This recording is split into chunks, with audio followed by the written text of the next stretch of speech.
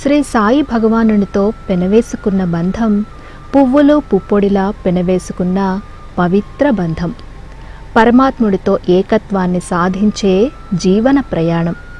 సాయితో ఇంతటి పవిత్ర బంధాన్ని పెనవేసుకున్న మనం బాబాతో మన ప్రస్థానాన్ని ఎలా కొనసాగిస్తున్నాం? సాయి నుండి మనం ఏం ఆశిస్తున్నాం?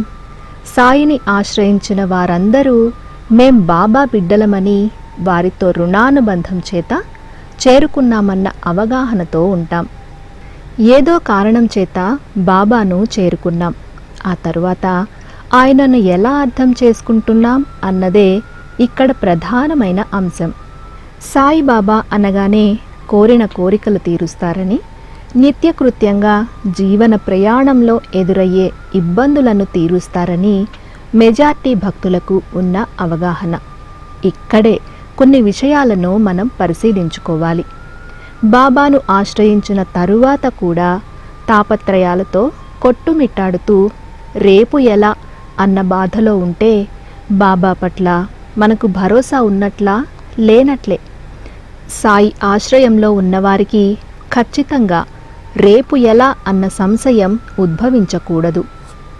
మీ బాధ్యతంతా నాదేనని మనల్ని అక్కున చేర్చుకున్న సాయి భగవానులు బాధ్యతారాహిత్యంగా ఎలా ఉండగలరు? నిన్నటి వరకే నా జీవితం, సాయి ఆశ్రయం పొందిన తరువాత ఇది ఆయన జీవితం. అటువంటప్పుడు నేను ప్రతిదానికి కలవరపడాల్సిన అవసరం లేదు. దేనికోసం ఆరాటపడాలి అన్న స్థిరచిత్తానికి రావాలి.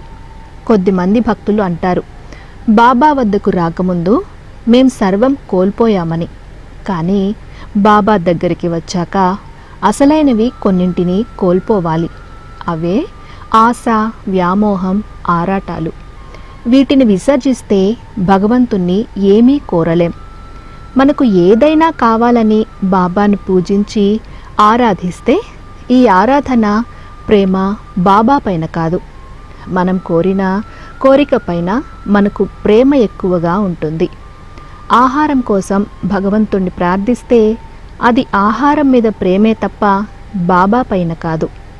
సౌకర్యమైన వస్తువు కోరుకుంటే వస్తువు పైన వ్యామోహం తప్ప బాబా పైన భక్తి కాదు.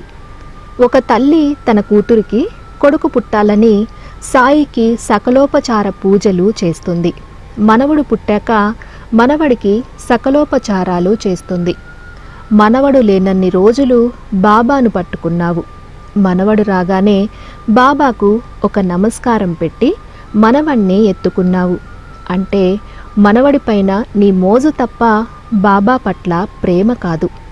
ఇటువంటి సంఘటనలు రోజుకు కొన్ని లక్షలు జరుగుతున్నా బాబా చూసి నవ్వుకుంటారు తప్ప మన పట్ల ఎప్పుడూ అసంతృప్తి వ్యక్తం చేయరు. ఇక్కడ ఒక వాదన వస్తుంది, అమ్మైనా అడగంది పెట్టదు కదా అని ఉపమానాన్ని వల్లిస్తారు. అమ్మ అడగనిదే పెట్టకపోవచ్చు, కానీ సద్గురు సాయి మనకు అంతకు మించి కదా. నీవు అడగకముందే నీ అవసరాన్ని గుర్తిస్తారు. మన జీవితం పట్ల మనకంటే ఆయనకే ముందస్తు ప్రణాళిక ఉంటుంది. బాబా అందరికీ ఒకే రకమైన అనుగ్రహాన్ని ఇవ్వరు. ఈ అవగాహన మనకు ఉండాలి. బాబా నీకేది ఇవ్వాలో అది అనుగ్రహిస్తారు. చాలామంది ఇతరుల తరపున వక్తలా పుచ్చుకొని అడుగుతారు. మన జీవిత భాగస్వామి కావచ్చు, సంతానం కావచ్చు, బంధుమిత్రులు ఎవరైనా కావచ్చు. ఎవరికి వారే అనుభవాన్ని, అనుగ్రహాన్ని పొందాలి. ఎవరికి ఏది ఏ సమయంలో అనుగ్రహించాలన్నది జరిగిపోయిన నిర్ణయాలు. అయినా అడుగుతారు, బాబా మా అబ్బాయికి మంచి కాలేజీలో సీట్ రావాలని కోరుకుంటారు. ఆల్రెడీ బాబా అతని కోసం సీటు రిజర్వ్ చేసి పెట్టే ఉంటారు. బాబాను ఎక్కువ మార్లు అడిగితేనే మంచి కాలేజీలో సీటు ఇస్తారనుకోవడం మన అవగాహన రాహిత్యం. మన సంసార జీవితంలో ఎదురయ్యే సమస్యలు, కావలసిన అవసరాలు అప్పటికప్పుడే పరిష్కరించాలని బాబాను అడుగుతాం. ఇటువంటి ధోరణి అసంబద్ధమైంది. బాబా నా బిడ్డ ప్రవర్తన బాగాలేదు, వాడి ప్రవర్తన మార్చి మంచి దారిలో పెట్టు అంటే తెల్లారేసరికి అది జరగకపోవచ్చు. వాడి పాపకర్మలు క్షీణింపచేసి పేరుకుపోయిన చెడు సంస్కారాలను శుభ్రం చేయడానికి సమయం పడుతుంది. మిషనరీ చెడిపోయిందనుకోండి, మెకానిక్ చెయ్యి వేయగానే బాగుపడిపోదు కదా. అందులో ఉన్న లోపం కనుక్కొని రిపేర్ చేయాలి. చెడిపోయిన విడి భాగాలను రీప్లేస్ చేయాలి. అందుకు నిర్ణీత సమయం అవసరం కదా. చెడిపోయిన మన బిడ్డ విషయంలో కూడా బాబా అన్నీ నిశితంగా పరిశీలించి చెడిపోయిన వాడి చెడు సంస్కారాలను, ఆలోచనలను తొలగించి మంచి సంస్కారాలను రీప్లేస్ చేయాలంటే సమయం పడుతుంది. నీ అంతరంగ మూలమూలల్లో నేను బాబాకు సంబంధించిన వాడని అని మనసులో బలమైన భావన ఉంటే నీవు దేనికోసం ఆలోచించాల్సిన పని లేదు. ఇటువంటి ప్రేమ బంధంతో కూడిన భావనతో నువ్వు ఉండగలిగితే నువ్వు ఎవ్వరివైనా, ఏ వంశానికి కుటుంబానికి చెందినా సరే, నేను బాబా మనిషిని అన్న నిజస్థితికి వస్తావు.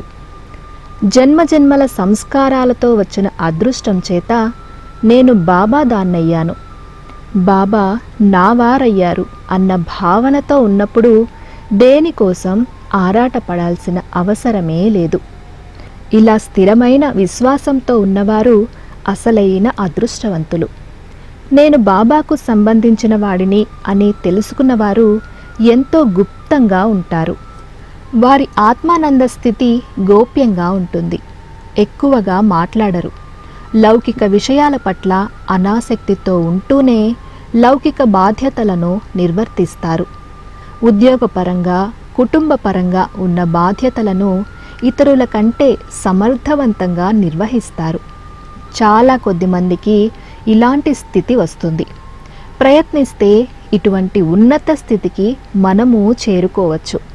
ఆరాటాలను తగ్గించుకుంటూ ప్రతిరోజు బాబా గురించి శ్రవణం చేస్తూ దానిని మనస్సులో స్థిరపరుచుకుంటే మనలో పరివర్తన కలుగుతుంది.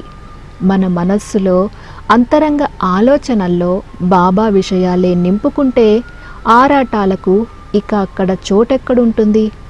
అప్పుడు నీ అంతరంగంలో సాయి ప్రేమ అనే చిన్న విత్తనం మొలకెత్తుతుంది.